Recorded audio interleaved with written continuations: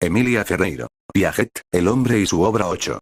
Jean Piaget. El hombre y su obra. En 1955 se crea, en Ginebra, el Centro Internacional de Epistemología Genética.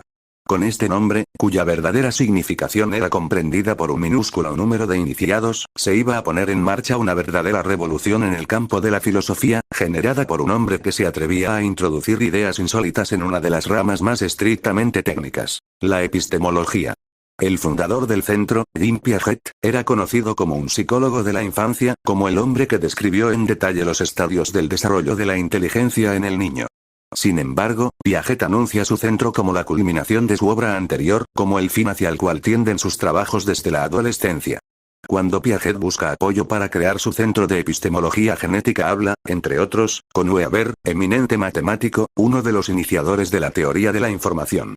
Piaget le expone sus ideas. Un centro interdisciplinario, donde científicos de distintas especialidades converjan en función de una misma problemática epistemológica, formulada de tal manera que sea pasible de control experimental a través del estudio del modo de formación de ciertas nociones básicas en el sujeto humano en crecimiento. Weber le objeta: ¿cómo pretende usted encontrar ideas epistemológicas interesantes, que interesen, por ejemplo, a la teoría de la relatividad, estudiando los chicos, que no saben nada de nada y que, en todo caso, están educados en las corrientes de ideas que datan de Newton? ¿Qué pueden pensar los chicos de la teoría de los conjuntos o de las correspondencias biunívocas utilizadas por Cantor? La idea de Piaget era estrictamente escandalosa. A quien se le podía ocurrir ir a interrogar a los chicos para encontrar respuesta a problemas epistemológicos a los cuales la reflexión filosófica había dedicado sus mejores esfuerzos durante siglos, o aquellos a los que habían llegado eminentes hombres de ciencia, preocupados por los fundamentos de sus propias disciplinas. Para usar un símil próximo, digamos que el escándalo es comparable al provocado por Freud cuando se atreve a hablar de la sexualidad infantil. Porque Piaget, tanto como Freud, destruye ideas tabúes. Freud, mostrando que el desarrollo de la sexualidad precede, de lejos, a la adolescencia. Piaget, mostrando que el desarrollo del pensamiento lógico precede a la edad de la razón e incluso al lenguaje y señalando que hay una perfecta continuidad entre el niño que construye su mundo y el científico que construye una teoría acerca de ese mundo. El niño perverso polimorfo de Freud y el niño teorizante de la realidad de Piaget son igualmente escandalosos. El primero, porque va contra la idea puritanista de la inocencia infantil. El segundo, porque va contra el prejuicio adulto, cristalizado en la institución escolar, que pretende que el niño llega a ser un ser pensante gracias a los adultos que se lo enseñan. Como lo dice Weber, o bien los niños no saben nada de nada o solo saben lo que les enseñaron. ¿Por qué este psicólogo de la infancia orienta su obra hacia la epistemología? ¿No es la epistemología un interés subsidiario, paralelo quizás a su interés psicológico, pero en todo caso independiente? En efecto, las presentaciones habituales del pensamiento de Piaget comienzan por deslindar el Piaget psicólogo del Piaget filósofo. Pero esta división solo conduce a una incomprensión total tanto del hombre como del sistema que se pretende estudiar. Reducido de esta manera, Piaget se convierte en el hombre de los estadios para los psicólogos o los educadores y en una especie de filósofo aberrante para los teóricos de la ciencia o los filósofos, aberrante, porque pretende someter a la verificación de los hechos una problemática tradicionalmente reservada al dominio especulativo. Pero si se pretende comprender toda la profundidad, riqueza y originalidad del pensamiento de Piaget, es necesario llegar a comprenderlo en toda su complejidad. Aquí la psicología sustenta a la reflexión epistemológica, pero es a su vez guiada por esta. Tan íntimamente guiada que ni siquiera es posible comprender la elección de los problemas experimentalmente planteados sin tener en cuenta los interrogantes epistemológicos que se intentan resolver. Pierre Greco señala esta situación de una manera elocuente. El estudiante que aborda por primera vez un libro llamado La génesis del número en el niño queda desconcertado por dos razones. Primero, porque durante las 200 primeras páginas, por lo menos, no se habla sino de líquidos trasvasados, de correspondencias entre objetos y receptáculos, de palitos que es necesario seriar, etc. En lugar de las buenas y sólidas operaciones de la aritmética escolar. En segundo lugar porque, para hacerle apreciar la importancia de todo eso, se le cita a Russell, Whitehead, Poincaré, y se lo remite a un libro todavía menos legible, Clases, Relaciones y Números, con un subtítulo híbrido. Ensayos sobre los agrupamientos logísticos y sobre la reversibilidad del pensamiento. En pocas palabras, el lector se sorprende de que no se le hable más, o de que no se le hable de inmediato, ni del número ni del niño. Pero no habrá comprendido el libro, lo cual no lo obliga en absoluto a aprobarlo sino a partir del momento en que haya tomado conciencia de las razones por las cuales un tal Piaget creyó necesario proceder a esos laboriosos rodeos. Los aspectos contradictorios aparentemente contradictorios, son extremadamente numerosos cuando se confronta el Piaget autor con el Piaget individuo o cuando se confrontan entre sí las diversas imágenes que se nos ofrecen de su obra. Internacionalmente conocido y laureado como psicólogo de la infancia, su interés ha sido siempre el explicar al adulto, pero concebido como el estadio terminal de una secuencia de desarrollo que lo explica. Su fama como psicólogo ha eclipsado sus contribuciones epistemológicas, aunque la psicología que él desarrolló solo fuera el paso previo necesario para construir una epistemología. Teórico decididamente revolucionario, es un hombre de vida apacible, regular, sin sobresaltos. Autor difícil, de pensamiento riguroso, sin concesiones para el lector, es un hombre que se cuida muy poco de los formalismos, un expositor de palabra fácil, cuya fina ironía e infatigable humor quiebran la rigidez de las reuniones académicas. F.S., para algunos, un idealista kantiano. Para otros, un pensador dialéctico que se sitúa en la continuación directa del materialismo marxista. Es, para algunos, el que formula las bases científicas de una pedagogía activa y, para otros, el defensor de un proceso de desarrollo con respecto al cual la escuela no tiene nada que hacer, e incluso es mejor que no haga nada. Demasiado grande para ignorarlo, el más grande de los psicólogos vivientes, sin duda alguna es más a menudo honrado que comprendido. Es que comprender las ideas revolucionarias no es tarea fácil cuando se es un contemporáneo. La génesis de un gran proyecto Piaget es un biólogo de formación, con inquietudes filosóficas desde la adolescencia, que no se convierte en filósofo con títulos académicos porque desconfía del valor especulativo de las elucubraciones filosóficas. Los problemas que Piaget se plantea pertenecen a la teoría del conocimiento, que es, sin duda, uno de los temas centrales de la filosofía tradicional. Pero son reformulados por él como interrogantes susceptibles de ser estudiados científicamente, con un control experimental. Es para dar respuesta a esos interrogantes que Piaget, hacia 1918, decide hacer una corta incursión por la psicología, de 2 o 3 años de duración. Pero la psicología constituida que encuentra en su búsqueda está lejos de ser un instrumento apartamento para ser utilizado en función de tales interrogantes. Piaget debe entonces construir, literalmente, una psicología nueva, convencido de que la génesis de la adquisición de ciertas nociones tan elementales como básicas le dará informaciones pertinentes para servir de base a una epistemología científica. La incursión por la psicología, lejos de constituir un paréntesis de pocos años, se convertirá en una actividad absorbente, que le insumirá más de 40 años de trabajo. Una vez acumulada una extraordinaria masa de datos acerca del desarrollo del pensamiento en el niño, luego de haber descubierto procesos completamente ignorados hasta entonces y de haber formulado la primera teoría coherente y rigurosa del desarrollo de la inteligencia humana, Piaget considera llegado el momento de construir una epistemología que concilie la deducción rigurosa con la investigación experimental, la reflexión sistemática con el respeto hacia los hechos. Así surge la epistemología genética. Retrasemos brevemente las etapas de la gestación de este gran proyecto científico. Piaget es un niño prodigio, que publica a los 11 años su primer trabajo, Un gorrión blanco, que señala la orientación biológica que tomaban sus intereses científicos incipientes. De esa época data su conexión con un viejo zoólogo, Paul Godet, que dirigía por entonces el Museo de Neuchâtel. Godet lo guía, ayudándolo a formar una colección de moluscos, y cuando Godet muere, Piaget, quien tenía solamente 15 años, publica una serie de notas en calidad de suplemento al catálogo de los moluscos de Neuchâtel, en particular sobre los moluscos alpinos, cuya posibilidad de adaptación a la altura le interesaba vivamente. Los artículos que él publica sobre malacología originan dos experiencias inesperadas. Algunos de sus colegas desean conocerlo, interesados por sus trabajos, y le escriben, haciéndole invitaciones. Pero como Piaget no es sino un alumno de edad escolar, no se atreve a presentarse a sus colegas, que lo suponían por lo menos un universitario. Peor aún, el director del Museo de Historia Natural de Ginebra, quien había publicado varios artículos de Piaget en la revista suiza de zoología, le ofrece un puesto de importancia.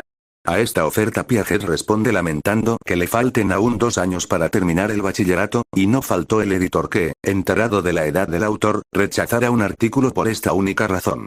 Piaget no sobrevalorará esos trabajos, que él juzga muy imperfectos, pero señala, esos estudios, por prematuros que fueran, resultaron sin embargo muy útiles para mi formación científica. Gracias a ellos tuve el raro privilegio de entrever la ciencia y lo que ella representa antes de sufrir las crisis filosóficas de la adolescencia. En efecto, hijo de una madre creyente y de un padre historiador y escéptico, Piaget adolescente decide dedicarse a la filosofía, preocupado por conciliar la fe y la ciencia o la razón. La madre, protestante convencida, lo obliga a seguir un curso de 6 semanas sobre los fundamentos de la doctrina cristiana. Piaget no comprende cómo el pastor, un hombre inteligente, interesado en las ciencias naturales, podía dar pruebas tan frágiles de la existencia de Dios. Para contrarrestar esta enseñanza, lee en la biblioteca de su padre todo lo que le cae a la mano. Kant, Spencer, Comte, Durkheim, etc. Pero a esta lectura ávida sucede el descubrimiento de Bergson, descubrimiento que realiza gracias a su padrino, un literato muy preocupado por este adolescente que solo se dedicaba, a su parecer, a las ciencias naturales. Para suplir este defecto de formación invita a su ahijado a pasar con él unas vacaciones, durante las cuales le lee y explica la evolución creadora de Bergson. Para Piaget adolescente este primer contacto con Bergson tuvo características de revelación. En un momento de entusiasmo próximo al éxtasis eufórico, fui invadido por la certidumbre de que Dios era la vida, bajo la forma del impulso vital. Bergson se le apareció de pronto como la vía de conciliación posible entre la fe y la razón. Unir el problema del conocimiento al de la organización biológica, he aquí el punto de partida. Era necesario, pues, desarrollar una epistemología biológica. Un profesor de la escuela secundaria, el lógico Arnold Raymond, quien era también profesor de la universidad, ejerce sobre Piaget una influencia decisiva y contradictoria. Por un lado, es él quien lo inicia en la lógica y la filosofía matemática, pero es también él quien, sin pretenderlo, lo hace dudar un poco de la eficacia del oficio de filósofo. Piaget adolescente es ya un trabajador infatigable. Muchos años más tarde recordará, con humor, que el régimen del secundario de Neuchâtel era por entonces tan liberal, bajo la conducción de un director excepcionalmente inteligente, que uno encontraba tiempo libre para trabajar, es decir, para desarrollar las propias inquietudes, no siempre contempladas en el programa escolar. Piaget continúa estudiando los moluscos, pero produce también sus 2 primeros trabajos de naturaleza filosófica. Esbozo de un neopragmatismo y realismo y nominalismo en las ciencias de la vida. En este último trabajo, inspirado en las ideas bergsonianas, Piaget intenta justificar la existencia de una lógica vital, opuesta a la lógica matemática. Raymond sigue con interés las primeras incursiones filosóficas de su alumno, pero no se limita a estimularlo, sino que le hace una crítica en regla, demostrándole, por ejemplo, que la tal lógica vital era reductible a la lógica aristotélica. El resultado es que Piaget abandona la oposición bergsoniana de lo vital y lo matemático, para dedicarse seriamente al estudio de la lógica, la filosofía matemática y la epistemología. Piaget termina su bachillerato en 1915, a los 18 años, y entra en la universidad. Su objetivo es hacer un doctorado en biología, para especializarse luego en filosofía biológica. Por ese entonces sigue pensando en la elaboración de un nuevo sistema filosófico y llega a 2 ideas centrales, que anticipan los desarrollos ulteriores de su teoría. La primera es que, ya que todo organismo posee una estructura permanente, que puede modificarse bajo las influencias del medio pero sin destruirse nunca en tanto estructura de conjunto, todo conocimiento es siempre asimilación de un dato exterior a las estructuras del sujeto. La segunda es que los factores normativos del pensamiento corresponden biológicamente a una necesidad de equilibrio por autorregulación. Así, la lógica podría corresponder, en el sujeto, a un proceso de equilibración. De la época de sus estudios universitarios en biología data su respeto hacia los métodos experimentales de la ciencia y su desconfianza hacia la especulación filosófica, que manipula cualquier idea como si se tratara siempre de metafísica. Cuando manifiesta a su maestro Raymond su sentimiento de que para analizar las relaciones entre el conocimiento y la vida orgánica sería quizás útil hacer un poco de psicología experimental, Raymond le objeta que eso le hará perder cada vez más tiempo en problemas particulares y limitados y le aconseja tomar el camino de una reflexión bien conducida. Pero Piaget no deja de comprobar, gracias a ciertas imprudencias del propio Raymond, que este tipo de reflexión podría llevar a cualquier parte. Por ejemplo, Raymond preparaba una refutación de la teoría de la relatividad, sobre bases puramente especulativas, como si se tratara de una posición filosófica y no de una teoría física. En otra oportunidad dio una conferencia sobre el instinto de imitación sin tomar la precaución de conocer los datos experimentales acerca del pretendido instinto. Es entonces cuando Piaget se plantea una pregunta de la mayor importancia. ¿Dónde está la frontera entre lo que la reflexión permite alcanzar con seguridad y lo que los hechos obligan a rectificar? ¿Cómo conciliar la epistemología con la ciencia? Piaget termina en 3 años su doctorado en biología y, a pesar de la opinión de Raymond, parte hacia Zurich en búsqueda de una iniciación en la psicología experimental. Pero nada encuentra que satisfaga sus inquietudes en el tipo de psicología de laboratorio de la época. Solo ejerce una cierta influencia sobre L. Bleuler, cuyo curso de psiquiatría siguió Piaget en 1918, influencia perceptible solo en el primero de los libros publicados por Piaget.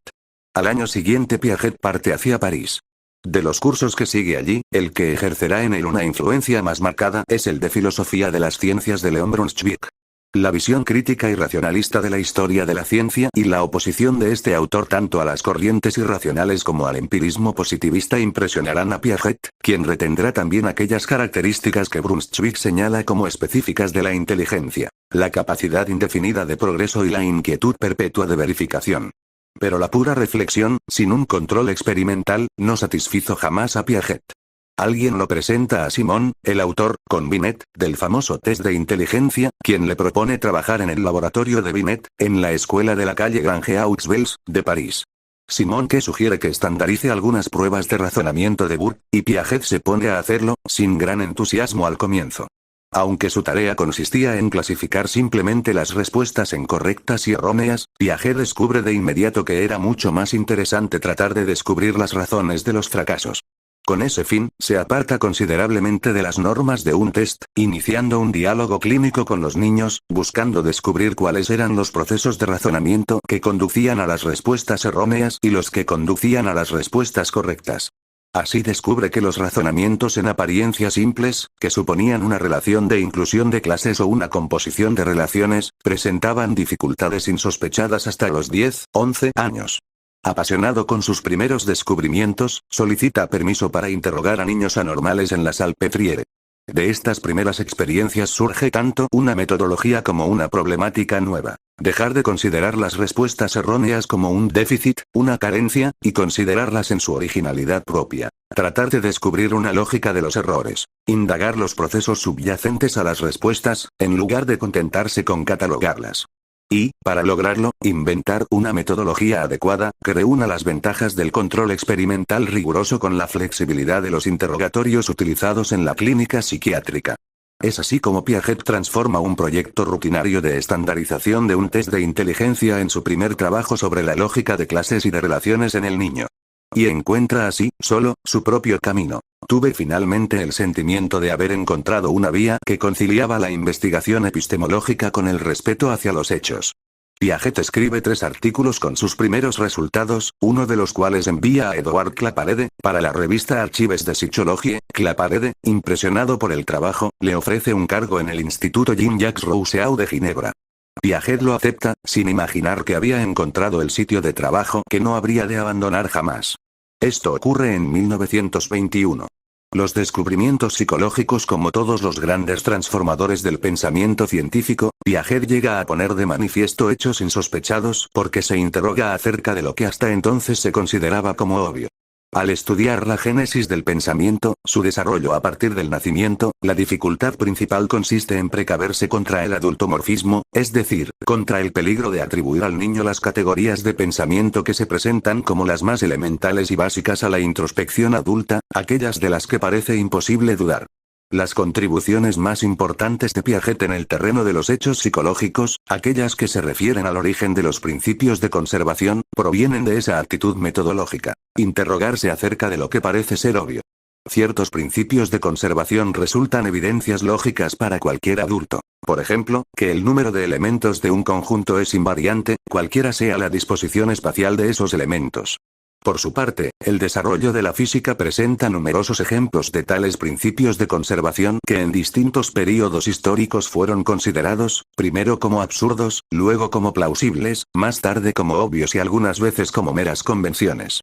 Pero aun cuando los principios de conservación hayan variado a través de la historia de la física, siempre se ha postulado algún invariante capaz de asegurar la existencia material de algo constante a través de las transformaciones.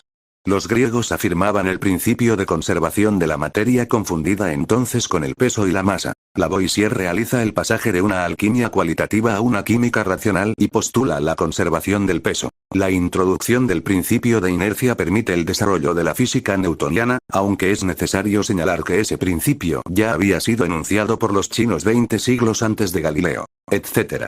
El problema que se plantea es cuál es el origen de tales principios. ¿Constituyen una exigencia racional, una especie de a priori que la razón impone a los hechos? ¿O, por el contrario, están impuestos por los hechos mismos? Piaget estableció que, hasta los 6, 7 años, ni el peso ni el volumen de un objeto deformado se conservan, pero lo sorprendente es que tampoco se conserva su cantidad de materia. Más sorprendente aún, hacia los 6, 7 años el niño considera como evidente que la cantidad de materia de un objeto no aumenta ni disminuye si solo se ha modificado su forma, pero esto no lo lleva a la conclusión de la conservación ni del peso ni del volumen. ¿Cuál es el origen de esta primera forma de conservación referida a las propiedades físicas de los objetos? La investigación se realiza de la manera siguiente. Se presentan al niño dos bolitas de plastilina iguales, que van a representar dos panecillos, y se pregunta si dos niños que comieran cada uno un panecillo tendrían igual para comer, tanto uno como otro. Establecida esta igualdad inicial, se procede a transformar uno de los panecillos, dejando al otro como testigo. Se lo transforma en baguette grisín, en una galleta chata, se lo desmenuza en miguitas, etc. Y después de cada transformación se hace comparar el objeto transformado con la bolita inicial testigo, preguntando entonces si hay igualito para comer, o hay más para comer, o menos para comer, en uno que en otro. Hasta los 6, 7 años toda transformación del objeto entraña, desde el punto de vista del niño, una modificación relativa a la cantidad de sustancia material. La bolita transformada en grisín tendrá más sustancia que la bolita testigo, habrá más para comer, dirá el niño, porque es más larga. O tendrá menos porque es más finita. De la misma manera la galleta puede tener más si el niño considera exclusivamente el aumento de diámetro, en tanto que concluirá que hay menos si se centra en la disminución del grosor, etc. Exactamente lo mismo ocurre si se trata de líquidos que son vertidos inicialmente en dos vasos iguales, para luego verter el contenido de uno de los vasos en recipientes de formas diferentes, más largo y delgado que el primer vaso, más ancho y corto, etc. Después de un período de transición durante el cual el niño afirma tanto la conservación como la no conservación, según las situaciones y las transformaciones efectuadas, hacia los 6, 7 años el niño considera como evidente que la cantidad de sustancia no puede variar, y ello por tres razones. Porque no se ha sacado ni agregado nada, porque es posible volver al estado inicial, si hacemos una bolita con el grisín ella será idéntica a la primera, y porque, aunque las dimensiones del objeto hayan variado, esas variaciones se compensan mutuamente, por ejemplo, el grisín es más largo que la bolita, pero lo que ha ganado en largo lo ha perdido en grosor. ¿Cómo es posible este pasaje de la convicción de la no permanencia de la cantidad de sustancia a la convicción exactamente opuesta? ¿Cuáles son los factores responsables de este tipo de evolución? Señalemos que no se trata del pasaje de una idea aberrante a otra lógica. Es, en efecto, muy posible que ambas ideas, contradictorias entre sí, pero que se presentan sucesivamente en la génesis, excluyéndose mutuamente, sean igualmente necesarias para el niño, tan lógicas una como otra, porque derivan de sistemas diferentes de pensamiento. De tal manera que no basta con decir que el niño de 4 o 5 años se equivoca, piensa mal o comete errores. Cuando los errores son sistemáticos, cuando las equivocaciones son todas del mismo tipo, esta coherencia en los errores, esta equivocación sistemática debe ser explicada. La educación, o, en general, la influencia de los adultos, difícilmente pueda ser invocada a título de factor único, porque nadie enseña a un niño que la cantidad de líquido se conserva al pasarlo de un lado a otro, y no se enseña porque a nadie antes de Piaget se le había ocurrido pensar que algo tan obvio no pudiera ser admitido por el niño. Además, en caso de enseñar algo al respecto, y hablamos de enseñar, en el sentido de ejercer una acción directa, como cuando un adulto intenta enseñar a escribir o a sumar a un niño, el adulto solo podría enseñar la conservación de la sustancia. Pero ocurre que la no conservación es admitida con convicción por el niño pequeño. ¿Y de dónde podría venir esta convicción errónea? Es cierto, pero convicción al fin. La maduración tampoco podría ser el único factor que explique este proceso porque al estudiar este fenómeno en diferentes culturas se ha podido determinar que la edad en la que se afirma con certeza la conservación de la sustancia es variable, de tal manera que el medio social podría actuar como factor acelerador o inhibidor del desarrollo. Lo importante es que la secuencia de conducta se observa, sin modificaciones, en medios culturales muy diferentes. El orden de aparición de las conductas es, pues, constante, aunque las edades en que aparezcan sean variables. La experiencia física, el contacto directo con los objetos y la manipulación ejercen ciertamente una función determinante. Pero, en el caso particular de la sustancia, dos dificultades aparecen. El niño afirma la conservación de la sustancia antes de afirmar la conservación del peso y del volumen de ese mismo objeto. La idea de conservación de la sustancia es, por cierto, la de la permanencia de algo de naturaleza física, pero que el niño no puede llegar a medir, puesto que ni el peso ni el volumen se conservan, ni tampoco percibir como tal, lo único que percibe son los diferentes estados del objeto y las acciones que se ejercen sobre él. Para decirlo en los términos de Piaget mismo, ¿en qué consiste una cantidad de materia cuyo peso varía y cuyo volumen varía? No es algo accesible a los sentidos, es la sustancia. Es muy interesante ver cómo el niño comienza por la sustancia, como los presocráticos, antes de llegar a las conservaciones verificables por mediciones. En efecto, esta conservación de la sustancia es la de una forma vacía. Nada la sustenta desde el punto de vista de una medida o una percepción posible. Yo no veo cómo la experiencia habría podido imponer la idea de la conservación de la sustancia antes de las de peso y volumen. Esta idea es exigida por una estructuración lógica, mucho más que por la experiencia, y, en todo caso, no se debe a la experiencia únicamente. Cuando Piaget habla aquí de experiencia se refiere ante todo a una constatación de los hechos, a una lectura de los hechos objetivos, y está respondiendo a la pregunta, ¿las nociones de conservación están impuestas por los hechos? La respuesta, acabamos de verlo, es negativa. ¿Implica esto que debamos concluir? Entonces se trata de categorías a priori impuestas por la razón a los hechos. Piaget va a rechazar también esta alternativa.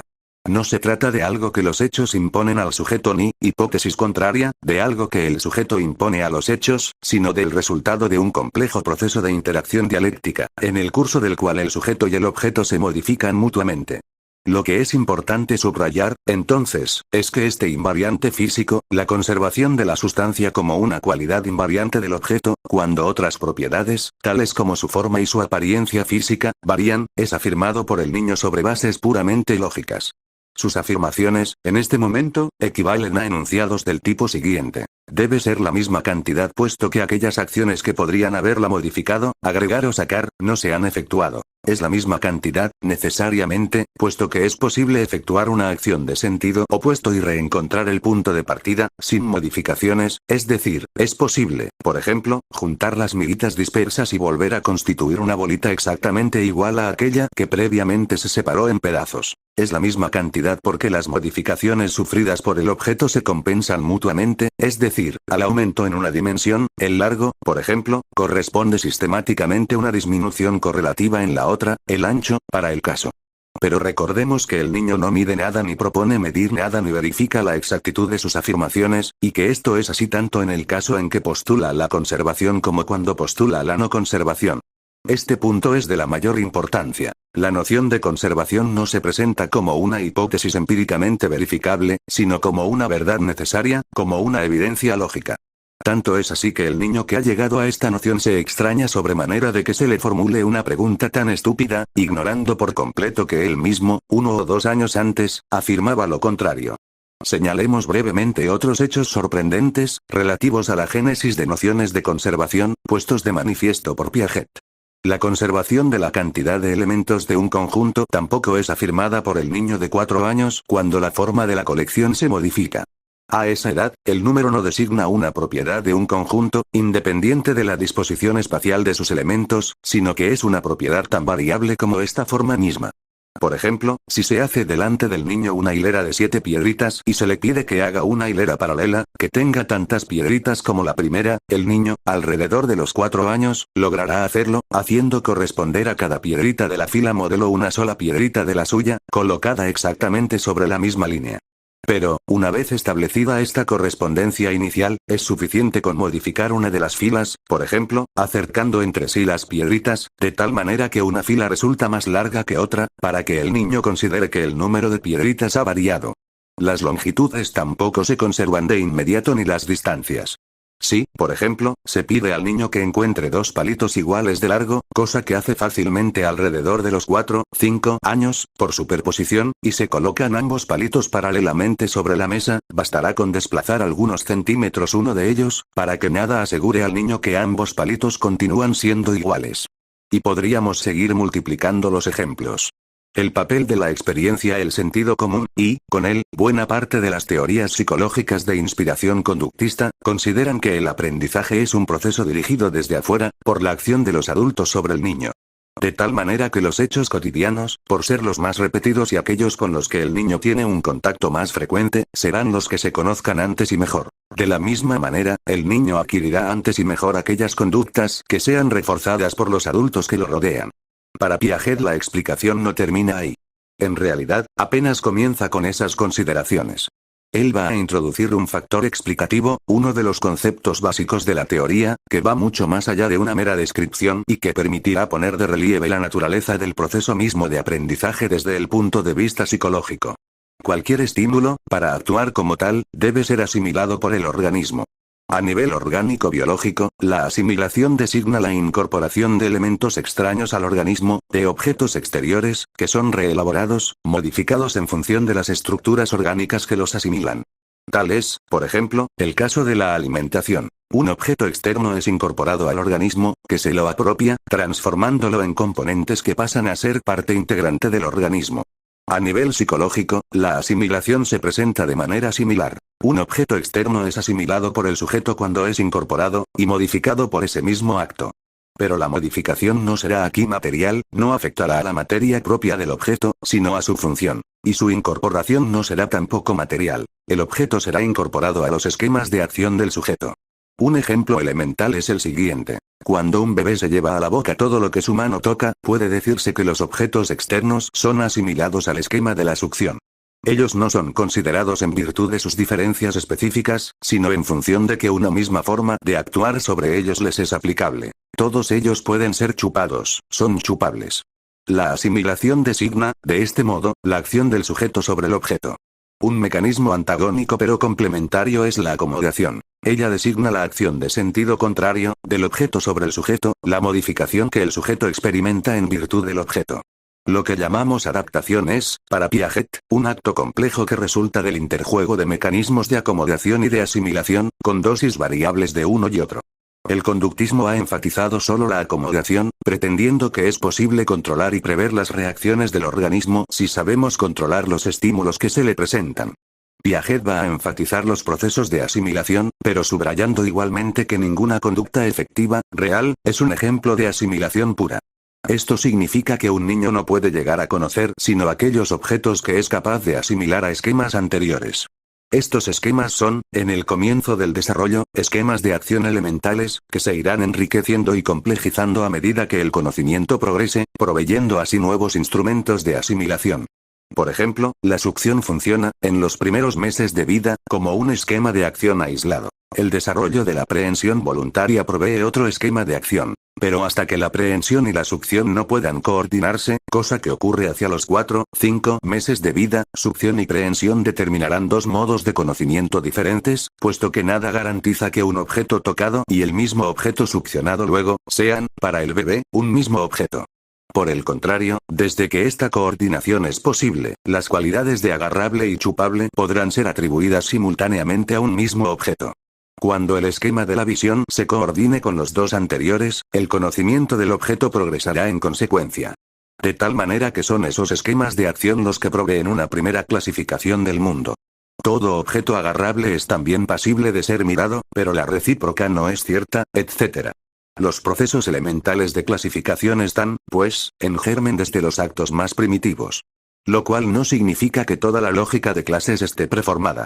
En efecto, el bebé no tiene aún ninguna posibilidad de representarse una clase de objetos porque solo sabe pensar en actos. En segundo lugar, las propiedades atribuidas al objeto dependen solo de la acción que el sujeto puede ejercer sobre él, sin que nada garantice aún la permanencia de sus cualidades fuera de esta acción.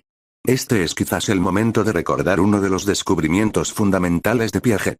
Es solo hacia el final del primer año de vida cuando puede afirmarse con fundamento que los objetos exteriores tienen una permanencia sustancial, siguen existiendo aunque el sujeto no los vea ni actúa sobre ellos.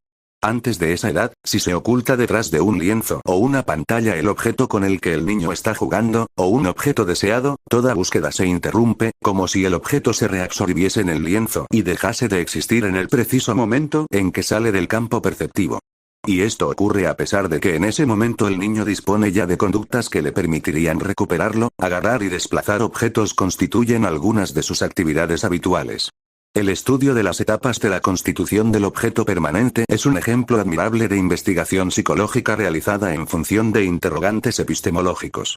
Solo a partir de ese momento puede hablarse específicamente de relación sujeto-objeto, puesto que el objeto se ha diferenciado suficientemente del sujeto como para adquirir una permanencia sustancial que garantiza su existencia objetiva, independientemente de un contexto de acción. Pero, correlativamente, el sujeto se ha diferenciado suficientemente del objeto como para comenzar a situarse a sí mismo entre ellos, en un universo que se irá organizando y objetivando paulatinamente. Ni el sujeto que conoce ni el objeto del conocimiento están dados desde el punto de partida. Tampoco es el sujeto el que crea al objeto a partir de cierto momento de la evolución. El punto de partida no es el objeto en cuanto tal, imponiéndose al sujeto, ni el sujeto en cuanto tal, imponiéndose al objeto. El punto de partida es la relación entre ambos. En los términos de Piaget, la inteligencia no comienza ni por el conocimiento del yo ni por el de las cosas en cuanto tales, sino por el de su interacción, y orientándose simultáneamente hacia los dos polos de esta interacción, la inteligencia organiza el mundo, organizándose a sí misma. Uno de los ejemplos más claros descubiertos por Piaget, acerca de cómo los hechos cotidianos no son necesariamente los mejor comprendidos es el siguiente. Se presenta al niño una botella con un poco de líquido, se la cubre con una bolsa opaca y se le hace prever la posición del líquido en caso de inclinar la botella o invertirla por completo. Los dibujos de los niños presentan las siguientes características. Hacia los 4 años, el agua aparece solo como una mancha circular en el interior del recipiente, sin que el plano de la superficie sea representado, y eso no puede atribuirse a una dificultad especial para dibujar líneas aproximadamente rectas, puesto que los primeros garabatos infantiles incluyen tanto curvas como rectas. Entre los 5 y 7 años, aproximadamente, el niño comienza por transferir a todas las posiciones de la botella la relación de proximidad entre fondo y líquido paralelo a la línea del fondo. Esto da por resultado representaciones tan curiosas como las que se observan en la figura adjunta. Este caso es sorprendente porque nadie puede negar que se trata de un hecho trivial, de una experiencia repetida varias veces por día. Lo que ocurre es que para poder leer o registrar un hecho es necesario poseer instrumentos adecuados de lectura o registro y, contrariamente a lo que afirma el sentido común, la vista no es el único instrumento de registro, en este como en todos los casos. Aunque el agua se desplace al cambiar de posición el recipiente, se trata de un desplazamiento con conservación del plano horizontal, pero para encontrar tal plano es necesario salir del recipiente y de sus puntos de referencia interiores y buscar un sistema de referencia inmóvil, exterior al recipiente. Todo lo cual supone un gran esfuerzo de coordinación, algo que sobrepasa en mucho el simple registro perceptivo. La experiencia sola no puede, entonces, explicar estos hechos. Pero es obvio también que, sin la experiencia, el niño no llegaría a establecer la conservación de la horizontalidad de la superficie de los líquidos. La objetividad si todo conocimiento desde sus comienzos y hasta sus formas más elaboradas supone la intervención de mecanismos de asimilación, es dable preguntarse entonces en qué consiste el conocimiento objetivo. Esa pregunta es tanto más pertinente cuanto que Piaget pretende hacer una epistemología del conocimiento científico.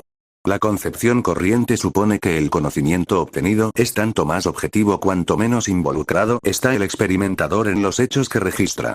La idea misma de registro indica la tendencia hacia la posición ideal, crear las condiciones para que los hechos se manifiesten de tal manera que el científico se limite a tomar nota de ellos o, mejor aún, a crear instrumentos más perfectos que sus propios aparatos de registro sensoriales, que se encarguen, por delegación, de esta tarea. La objetividad es posible solo cuando se elimina al sujeto. El conocimiento objetivo coincidiría, en cierta medida, con el máximo de pasividad por parte del sujeto. Quien trabaja en investigación científica sabe bien, por supuesto, que esto no es exactamente así, puesto que solo es posible encontrar algo cuando se va hacia la realidad con una pregunta planteada, con un problema que se quiere resolver, y ese interrogante funciona, en parte como un esquema conceptual asimilador, que permite ir ajustando progresivamente las hipótesis iniciales con la realidad constatada.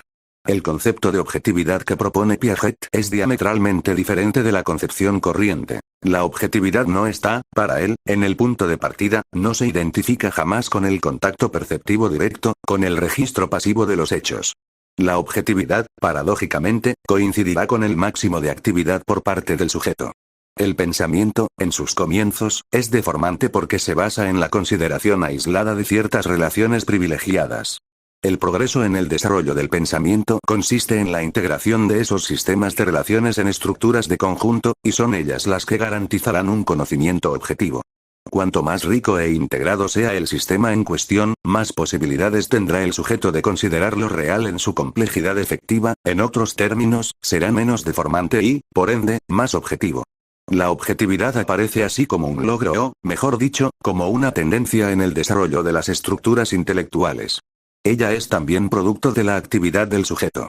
Los estadios del desarrollo de la inteligencia, la divulgación fácil de la teoría, consecuencia inevitable de la fama, ha hecho de Piaget el hombre de los estadios tal como ha identificado a Freud con la sexualidad infantil. En efecto, Piaget ha puesto de manifiesto que el desarrollo intelectual procede por una serie de etapas, definidas cada una de ellas por una estructura propia. Esas estructuras no son observables en cuanto tales. Lo único que se observa son las conductas efectivas, concebidas como manifestaciones de esa estructura. La inteligencia es, ante todo, adaptación. No es una facultad de la mente ni una estructuración entre otras. Es la forma de equilibrio hacia la cual tienden todas las estructuras, y es necesario buscar su modo de formación en los mecanismos sensorio-motores más elementales.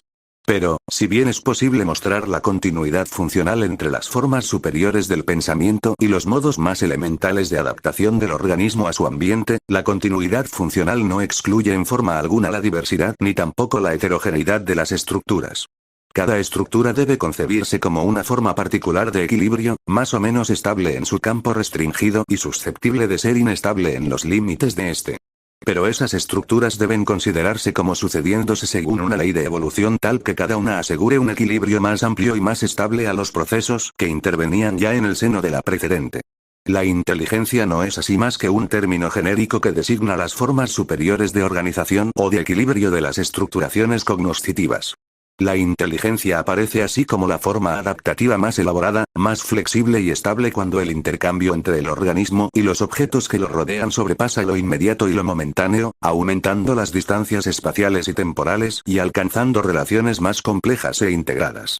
Esta manera de concebir la inteligencia nos prohíbe delimitarla en cuanto a su punto de partida. Ella es un punto de llegada, y sus fuentes se confunden con las de la adaptación sensorio-motriz en general, así como, más allá de ella, con las de la adaptación biológica misma.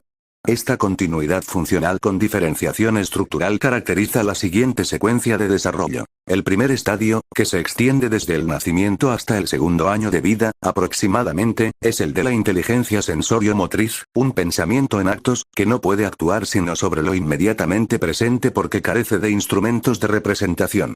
La posibilidad de representación señala el comienzo del siguiente estadio, inteligencia representativa preoperatoria, cuando una serie de conductas diversas indican la posibilidad de reemplazar, en el pensamiento, un objeto por una representación simbólica. Es esta posibilidad la que permite la adquisición del lenguaje, el juego simbólico y la reproducción de conductas por imitación, cuando el modelo copiado está ausente. Gracias a la representación, lo que antes no eran sino acciones o acontecimientos sucesivos, cada uno de ellos momentáneo, puede ser evocado en un todo cuasi simultáneo. En esta etapa el niño es capaz de hacer ciertas inferencias elementales, de dar una primera forma de organización al espacio, de comenzar a establecer las condiciones de una clasificación lógica, de aprehender ciertas relaciones causales, etc. Pero está aún lejos de haber estructurado suficientemente estas complejas relaciones. Veamos, por ejemplo, estas dos anécdotas de dos niños distintos. Un adulto le pregunta a un niño de 5 años, ¿cuántos años tiene tu papá? El niño se queda pensando un rato y después contesta, no sé, pero ha de tener muchos porque él es tan alto. A una niñita de 5 años le encanta que escriban delante de ella su nombre. Un día le pide a un adulto, escribe mi nombre, pero tienes que escribirlo más largo, porque ayer cumplí años. Esas dos anécdotas ponen de manifiesto un modo de pensamiento típico de los niños de esta edad, que confunden sistemáticamente las relaciones temporales con las relaciones espaciales. Cuando el niño ve dos pequeños automóviles que se desplazan, con trayectos paralelos, afirmará que tardó más tiempo aquel que llegó más lejos. La consideración de las distancias recorridas le parece tan poco importante como la de las velocidades respectivas, puesto que, para el niño de esta edad, todo puede deducirse a partir del hecho de que uno de los autos pasó al otro. ¿Es ese el auto que llegó más lejos, el que hizo un recorrido más largo, el que anduvo más rápido y, en consecuencia, desde el punto de vista de la lógica infantil propia de esta edad, el que tardó más tiempo? Ya hemos visto cómo las principales nociones de conservación están ausentes del pensamiento del niño de 2 a 6 años, aproximadamente, y cómo apenas alrededor de los 6, 7 años se asiste a un cambio cualitativo enorme, que permite al niño operar en pensamiento, reemplazar las acciones reales por acciones virtuales, o mejor dicho, por un sistema de acciones virtuales que garantizan la conservación de ciertos invariantes, allí donde la percepción no señala sino variaciones y modificaciones. Ese es el período de las operaciones concretas. El término operación designa a una acción interiorizada, es decir, a lo que llamaríamos habitualmente un pensamiento, siempre y cuando tengamos presente que, para Piaget, la escucha del pensamiento está en la acción. El pensamiento se origina en la acción real y efectiva, en el contacto con las cosas, y cuando devenga pensamiento en sentido estricto, es decir, acción interiorizada, no perderá su cualidad de ser, ante todo, una acción. El pensamiento no es, pues, un juego de imágenes ni una representación cualquiera ni una cadena de asociaciones. Es, ante todo, un acto, pero solidario de otros actos que constituyen con él un sistema. Lo más específico de tales actos es el ser reversibles. La reversibilidad podría definirse, en primera aproximación, como la posibilidad de combinar toda operación con su inversa, de tal manera que ambas se anulen mutuamente. Cada uno de mis actos efectivos se desarrolla en el tiempo y en el espacio. Mis actos consisten, en general, en ciertas modificaciones introducidas en los objetos o relativas a mi organismo, me desplazo. Cambio mi posición con respecto a los objetos inmóviles. Dejo caer una taza y se rompe, etc. Aunque pueda ejecutar otras acciones de sentido opuesto a las primeras, retornar al punto de partida, pegar los pedazos del objeto roto, etc. Nunca podré encontrar tal cual el punto de partida de mi primera acción porque el curso del tiempo es irreversible. Sin embargo, el pensamiento es capaz de hacer reversible lo irreversible, y de componer nuestros actos de tal manera que superen las limitaciones de la acción efectiva. El estadio de las operaciones concretas se extiende de los 7 años, aproximadamente, hasta los 10, 11 años. A pesar de las enormes posibilidades de este pensamiento, con respecto al anterior, sus limitaciones están señaladas por el adjetivo concretas. Este calificativo señala que el niño necesita aún de la presencia concreta de los objetos para poder razonar. Por ejemplo, frente a un conjunto de objetos podrá determinar fácilmente cuál es más pesado porque podrá seriarlos luego de comparaciones sucesivas. Por el contrario, si el mismo problema se le presenta verbalmente no logrará resolverlo. Por ejemplo, presentado de la siguiente manera: Juan es menos pesado que Pedro. Juan es más pesado que Andrés. ¿Cuál es el más pesado de los tres?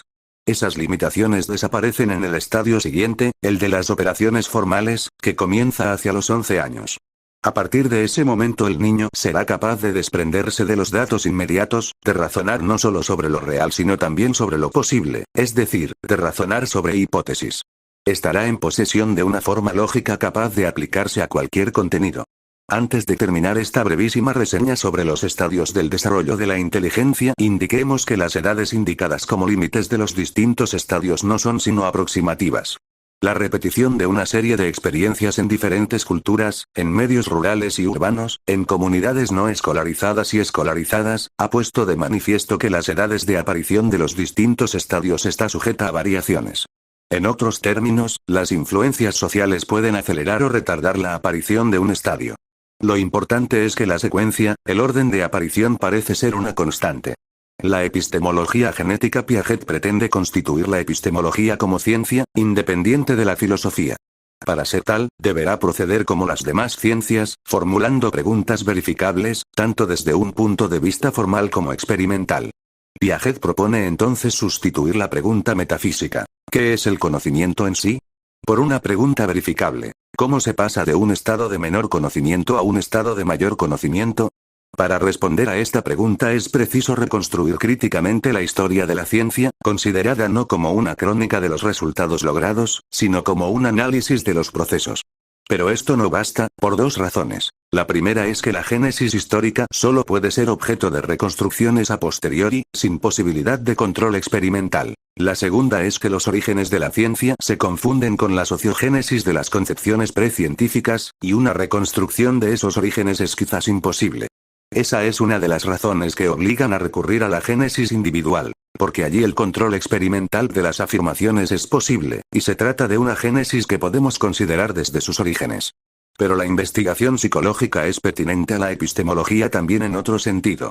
Toda epistemología hace suposiciones psicológicas, ya sea definiendo aquello que hace de alguien un sujeto cognoscente, o bien definiendo aquellas formas de conocimiento básicas y elementales sobre las cuales se asentaría cualquier otra forma de conocimiento. Las epistemologías clásicas han privilegiado así ciertas funciones psicológicas sobre otras, la percepción en las corrientes empiristas, la imagen en ciertas formas de idealismo, la intuición en las corrientes irracionalistas, etc. Pero sin verificar esas afirmaciones. Piaget sostiene que esas son afirmaciones de hecho, que corresponde verificar experimentalmente, y por eso dirá que es preciso tomar en serio los aportes de la psicología, en lugar de contentarse con la especulación o el recurso a la introspección. La epistemología así concebida debe ser también, necesariamente, interdisciplinaria. Porque el desarrollo de la epistemología ha estado siempre estrechamente ligado al desarrollo de la ciencia, una epistemología es ante todo una teoría del conocimiento válido.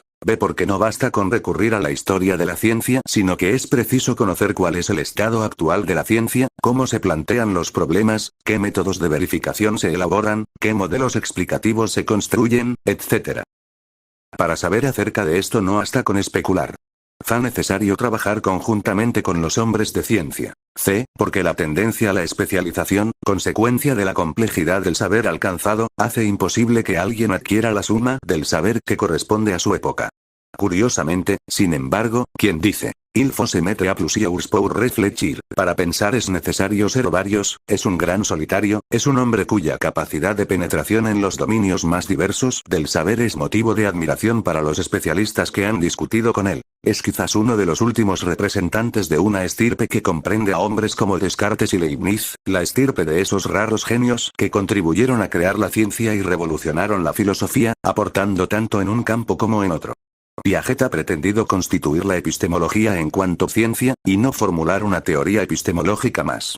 Por eso Piaget señala, si algún día se hablara del sistema de Piaget, esa será la prueba de mi fracaso. Esa epistemología no pretenderá dar normas ni dirigir las ciencias. Será explicativa pero no normativa. Esencialmente abierta, en curso de constitución constante, como cualquier otra ciencia deberá ser, en consecuencia, antidogmática.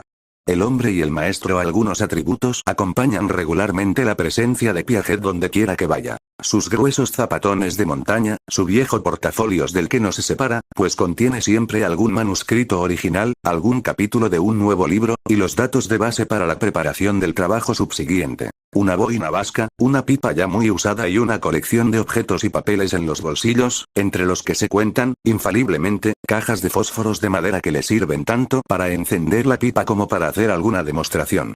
Viste regularmente ropa oscura. Sus cabellos blancos, abundantes y largos, enmarcan libremente un rostro inconfundible.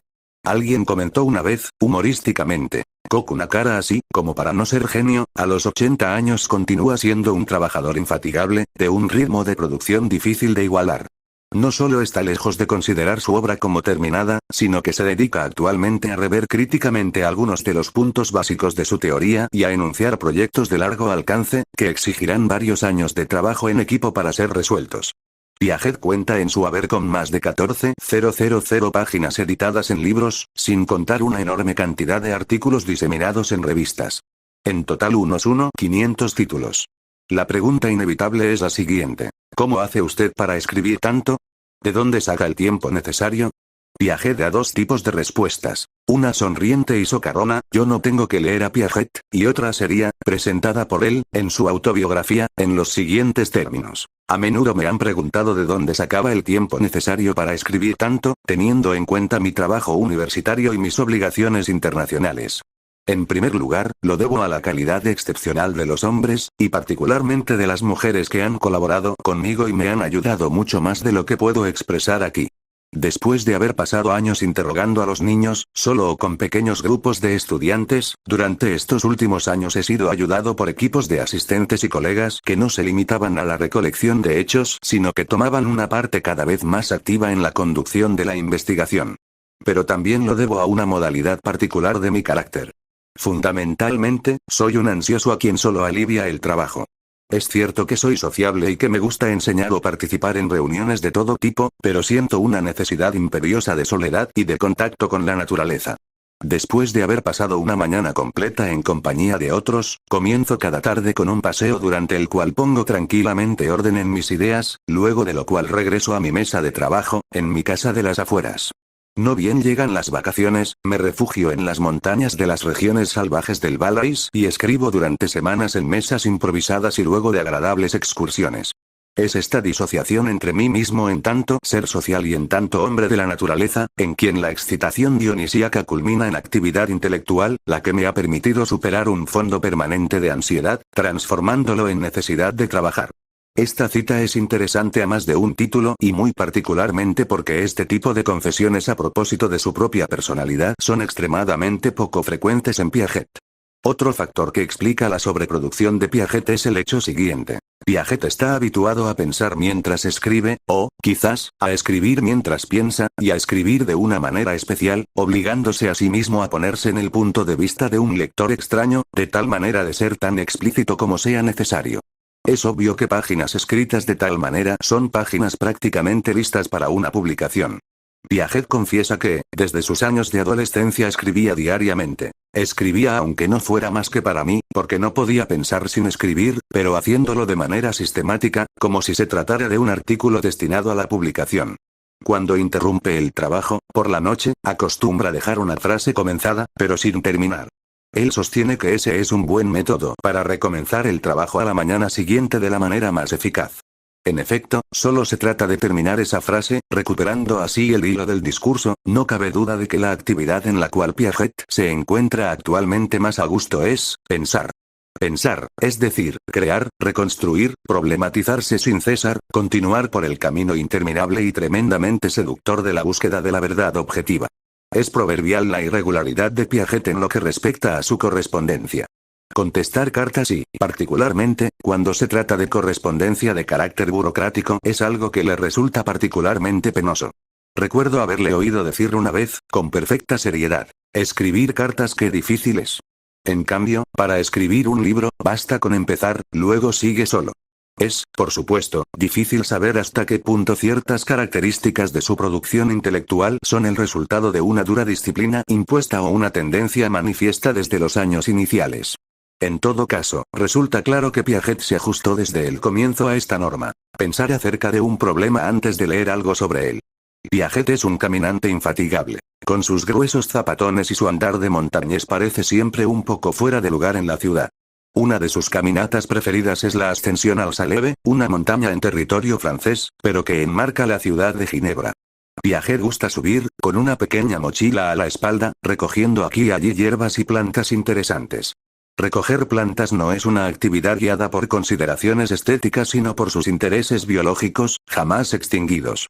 Piaget cultiva aún ciertas variedades botánicas y realiza con ellas experiencias científicas que, de tanto en tanto, dan por resultado algún artículo para revistas especializadas. Este contacto con la tierra ha dado a Piaget manos más próximas a las de un campesino que a las que el visitante desprevenido esperaría en un hombre que pasa su vida escribiendo.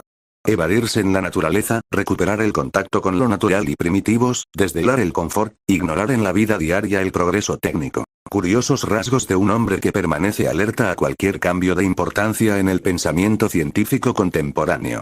Piaget ignora la televisión. Probablemente sobren los dedos de una mano para contar las veces que ha ido al cine. Durante pocos años se avino a manejar un automóvil, pero volvió luego a su bicicleta, con la cual ha llegado más de una vez a la universidad para dictar sus cursos, ante la mirada desaprobadora de sus colegas. Desde hace varios años pasa sus vacaciones en una cabaña alejada de todas las vías de comunicación, a unos 1,000 metros de altura, cabaña que data, según parece, del siglo XVI. Piaget sube con los datos recogidos por sus asistentes durante el año, con textos comenzados, con ideas en germen, y regresa con algún manuscrito listo para la publicación, con proyectos para los próximos meses de investiga clones experimentales y con una euforía producto del goce de la vida ruda y del trabajo realizado. Pocos conocen la manera de llegar a ese reducto, y el secreto es guardado celosamente porque Piaget, el hombre que predica constantemente la necesidad del trabajo interdisciplinario, es también un gran solitario.